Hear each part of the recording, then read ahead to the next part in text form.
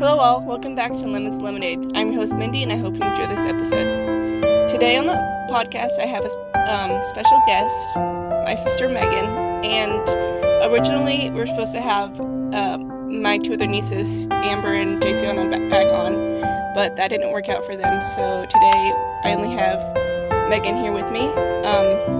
I hope you enjoy this episode. To the podcast, my sister Megan. I'm so glad to have you here. Hi, I'm happy to be here. Today we are talking about forgiveness. So let's get into this episode. So as Christians, we are supposed to forgive. And has there been a certain time in your life where it was harder to forgive someone that hurt you? And what was that? When was that? If you want to talk about that. When I was, yeah, we can get into that. When I was younger, I was probably about 12 years old, and I had a pretty good friend group in church. There was probably about 6 of us, or even more, but there was like at least 3 that I was really close to. And I got to be really close to them, and then because we're 12 years old, 13 years old, of course, the drama starts in. And eventually there started to be jealousy in the group. Some friends thought I was trying to steal friends that they had been friends with for a while, longer than I had been. And so they started to bully me. They started to almost like turn my other friends against me as well, while spreading lies about me. Of course, I was 12 years old, so I was dramatic because I didn't want to lose my friends. But because I was dramatic, I did make some dumb mistakes, which I will admit. There's things I shouldn't have done either. But when I suddenly lost all those friends, and of course my hormones, they are just going wild because I'm a teenage girl. And I got depressed because I was losing all my friends. My friends were all turning against me. And, well, at least that's what it felt like. I feel like I should have communicated with them better. But my depression ended up getting bad, and I ended up having to go to therapy for it. Because of that, I ended up writing letters to my friends, explaining myself to them, and asking if there was anything that I had done that they could forgive me and that I forgive them as well. It did take a while. That was a 2-year-long process, and it definitely hurt. There's many nights I would cry, but with God and my parents' help, I was able to forgive them. So, wow. I'm sorry you had to go through that, and yeah, there's a lot of hurt in this world, and a lot of hurt that people can do, even unintentionally. So more specifically, what did you do to get over that, to forgive, to help you heal? Can you get into that more? Yeah, so I was a rebellious child. And so I had snuck a phone and I had an Instagram account that I was talking to a friend on.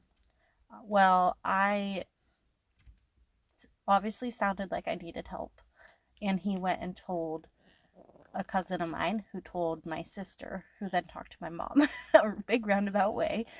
But my mom ended up talking to me, my dad ended up talking to me, and we went into therapy or counseling together. Well, not together. They got me into counseling. And because of that, I was able to talk to them about it. And talking is a big thing. When we need to forgive others, we need to talk about it. Because if we just keep it to ourselves, we're not actually truly working through the pain or the guilt that we need to forgive others with.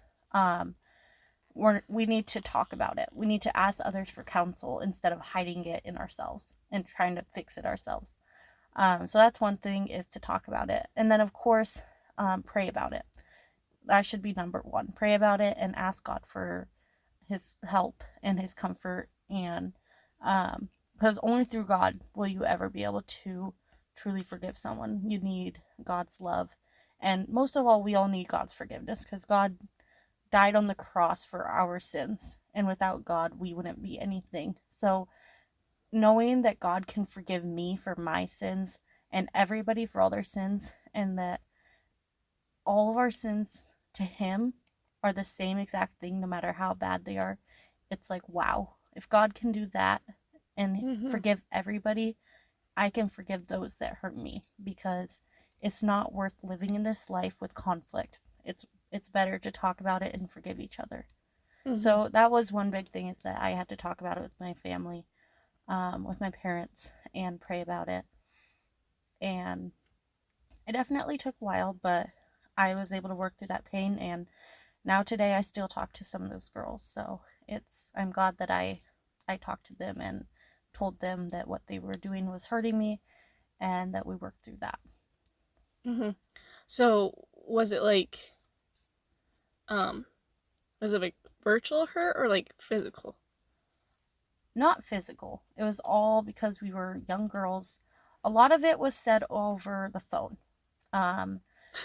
It was I have a situation like that. a lot of it was over the phone, because we were all just immature teenage girls.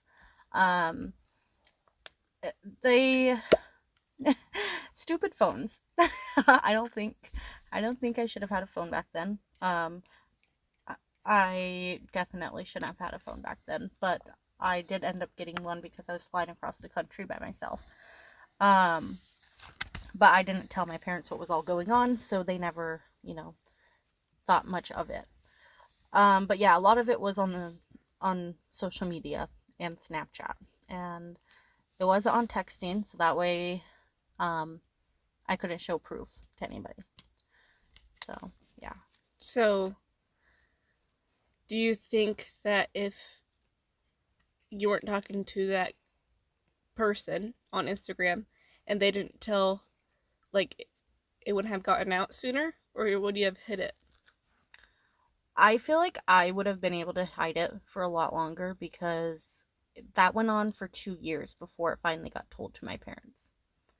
So because of that, I think I could have easily have hidden it, just because I was very stubborn and was very easy to hide my emotions. And I feel like it's also like you're scared to get stuff to come to light, because you want help, but you don't want the help. You want the help, but you don't want the help at the same time.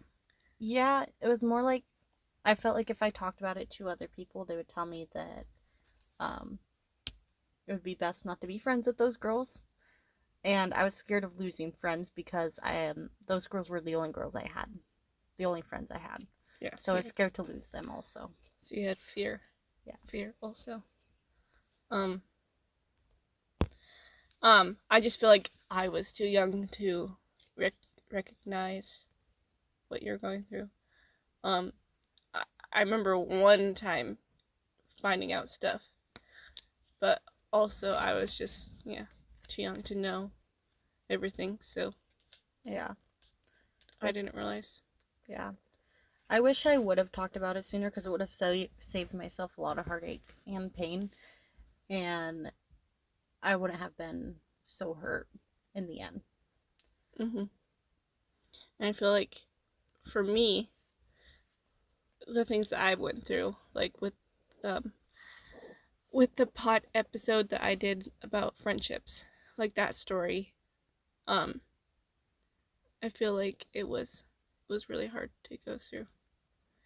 And listening to it on a trip made me cry. So I feel like I have hurt. I feel like I have hurt listening to me talk about it, even though, like, I'm fine. Yeah. Like I forgave her. Like, I don't know. Yeah. It doesn't really make sense to me. Yeah.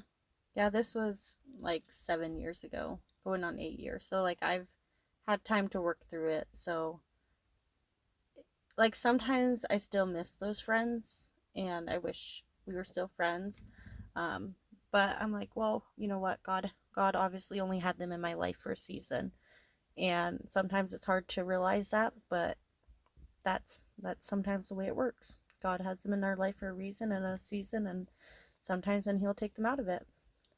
Yeah, and yeah, that's true. Also, the situation that did happen with my niece in the friendship episode, I feel like I did try to hold on to it, and yeah, it just didn't work out. Yeah. Which I feel like that was probably a good thing. I don't know. Yeah. But Sometimes when we're younger and we're trying to hold on to these friendships, we don't actually know how to hold on to them. And so we become almost not obsessive, but like we almost rely on them too much. I don't know how to explain it. obsessive is the right word. Okay, yeah. Because So, I was like that. yeah. No, we almost become obsessive. And it's like, I can't lose them. So I'm going to do everything I can to keep them. And that, like, it wasn't the right thing to do. It would have been easier just to let them go. Yeah.